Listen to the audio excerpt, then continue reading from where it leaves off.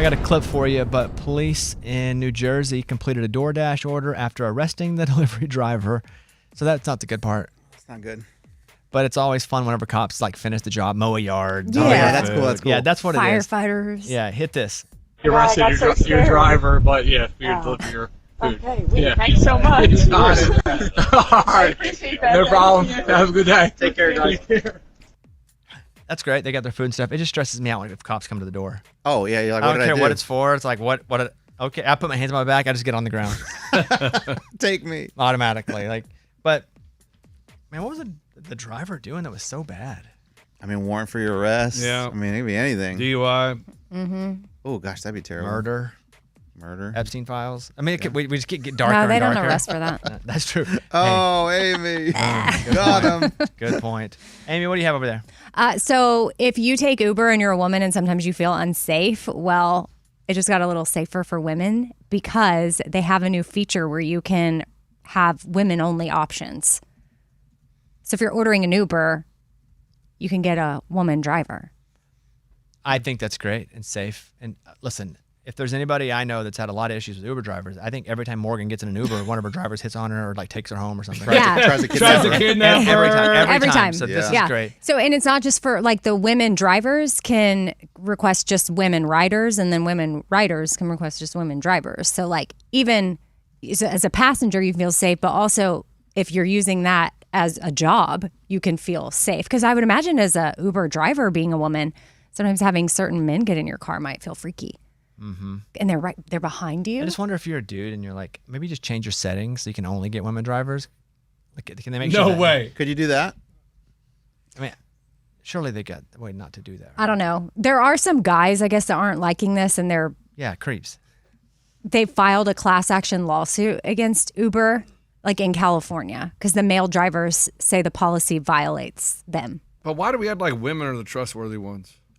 Well, I think when it comes to violent crimes, men are doing that to women more than women are doing that to men. And I think just genetically, men, while it's not always the case, are stronger than women. I wasn't going to lead with that. I felt that way. I'm glad you said it. Yeah, I can say it as a woman. Like, I know, like... But I would say in crimes... Yeah, like y'all... Yes. Violent crimes, men to women, women to men, it's men to women. Okay, you're talking about... Okay, because I mean, like, Justine Maxwell, wasn't she in charge of recruiting the women? Who? Justine Maxwell, the girl Ghislaine. Whatever her name is. Yeah, Ghislaine, she was also working under Jeffrey Epstein, but also not really the same here. You're talking about... As a groomer, yeah. One-on-one violent crimes in a car. Okay. I'm just saying women, we can't put our guard down because it's a woman. Good point. You're right. That's what I'm convinced. That's what I was trying to say. My guard was going down. But you know what? Women, I'm watching you. Yeah, be careful out there. I'm keeping one eye open. I think that's good, though.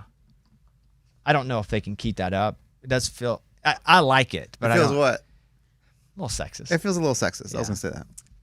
A little bit. You're ridiculous. I agree with ways, it. Amy. I agree with it, but you can't yell both. Uber's doing this, and then I guess Lyft has maybe something similar, and I just saw that they have a similar lawsuit over the women matching feature. But why would... These are the men you need to look into. The men that have a problem with this. They shouldn't even be driving the Uber. Run a background check right now, because why do they have a problem with this? I don't. I I'm think just y'all saying, kind of just said. I still feel a little sexism on me. But I don't, because I don't attack women. Okay, then fine. Match man on man if that's what y'all want. What? No, I don't want that. That's called Grindr. I don't need Uber for that. Grindr. A new study found a surprisingly simple way to boost your mental health: turn off your phone's internet. So that what? You can just make calls? The study asked 467 people to disable the internet on their phones for 2 weeks. And even though only a quarter fully stuck with it, 91% still saw at least one positive change. If you turn off the internet, though, can you still get Instagram? You can use data. You can use your bars. Because I'm like, wait, how is this impacting us if we turn off our internet? Because like I feel like my I just internet. think what they mean is don't use your maybe put your apps. Right. They're basically just saying just make phone calls. Like and text. stay off social. Basically, they're just like stay off social media. Right. Yeah, you're right. Yeah, Because like, when my internet goes out in the house, I just use my bars. Exactly. I don't feel any better. My mental health's not better. Okay, thank you for clarifying, because I was like, that's going to do nothing for me.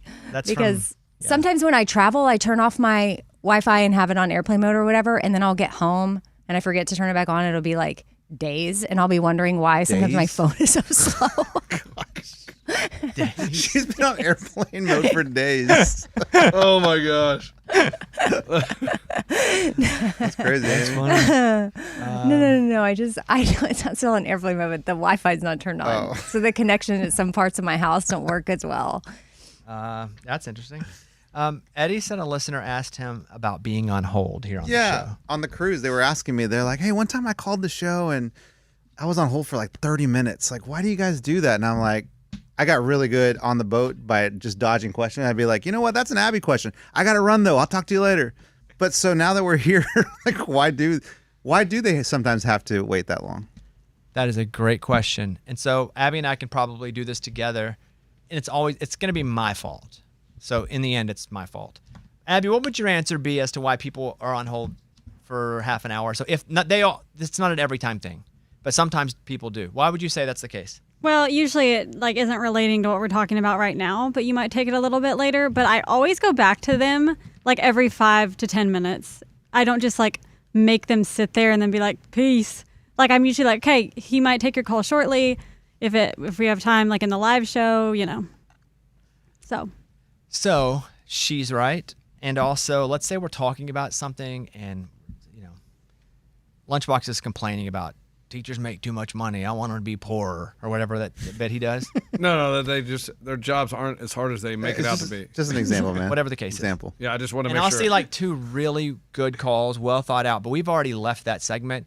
We're going to commercial or a song or something, and we have like a guest or something coming up next. I will go, man, I don't want to lose them. So I will wait till we have a free time to either put them back on or record them for like the podcast later that day. And sometimes they stay on a long time. Or there are sometimes too where they stay on and we just never get back around to it. Or it's somebody who's not calling about anything we're talking about, but it's a good point. But at the time, I just don't have time. But I'm like, man, as long as they'll hold, I promise you we'll get to them. It's those factors usually. Because it stays right in front of me. Like I have a screen with everybody's name and, the city they live and what they're calling for the most part. I'm never playing like Survivor, stay on the phone. Like just to see how long they'll for last. fun? Yeah, no. Yeah. That's never the case, but that would probably be the answer. Yeah, because she was saying like it's just kind of hard sometimes because like I'll call and I have plenty of time. I have like 20 minutes in the car and then I get to work and I'm like, now I gotta whisper because I'm at work. Yeah, but dude, to keep it real, we got like 20 lines, and this is a national show. Like if you call in a Howard Stern show, people will hold on for like 90 minutes, 2 hours to get on. So it's kind of in my world similar, I would think. I don't know if she was really complaining more than just wondering. Well, Scuba took great offense to it, as you can hear. Yeah, I guess. No, it's actually a cool thing. Like our show has that large of a reach that there's that many people calling in. I think it's kind of cool. I do this thing on my Bobbycast where I'll try to predict the questions that whomever I'm talking to gets asked the most.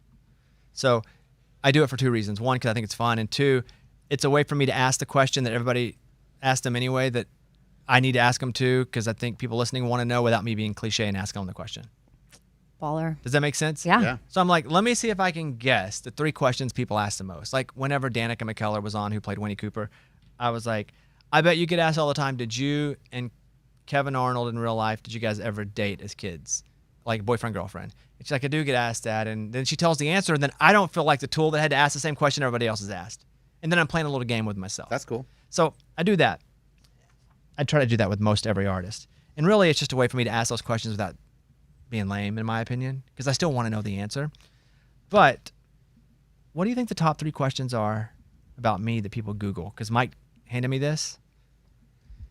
I do have the top 3. There are a bunch. But what do you think the top 3 questions are? Amy, can you guess? Something one? about your wife? Number 3, how did Bobby Bones meet his wife? Oh, wow. That is correct. Oh, I got one. And that goes against what I was going to say. I got one. You want me to ask it? How much money does Bobby Bones have? That is not in the top 1, 2, 3, Really? 4, 5, 6. Google doesn't know anyway. All that. I stuff's know, but wrong. people always wonder that. Okay, yeah. Morgan? I feel like there has to be one about how you got your start in radio. Mm-mm. That's not a good one. Yeah, it is. That's not that interesting. It's not good, man. Lunchbox? No. Well, I was going to say, is Bobby Bones Gay? Yep. Is that on there? No. No. Okay. Does anybody think Did you- that? A lot of people used to think that. Yeah, a lot Yeah, of people but do. has married anybody now. thought that in the last 6 years? Then I found my beard. Exactly. Exactly. You guys act like that's a crazy question. Well, it is a He's crazy It is question. now. Well, I'm not saying I said it. I'm saying America. It's him He's playing searching your it over game. and over again. It's just him searching it every day. He's doing your trick Is Bobby on gay? you. Number 3, how did Bobby Bones meet his wife? Number 2, how did Bobby Bones win Dancing with the Stars? Like there was some sort of Oh yeah, 'cause strategy. And then number 1, how did Bobby Bones get fined $1 million by the FCC? Oh yeah, it's that time again. That's number Thanks 1. to you, we're doing that class. I know. Sorry about that. Oh yeah, and they said don't leave it to the last minute. It's often that time where I have to apologize to the whole company. Yeah. Yep. Sorry about that. We were doing Tell Me Something Good. All right, Tell Me Something Good. There you go.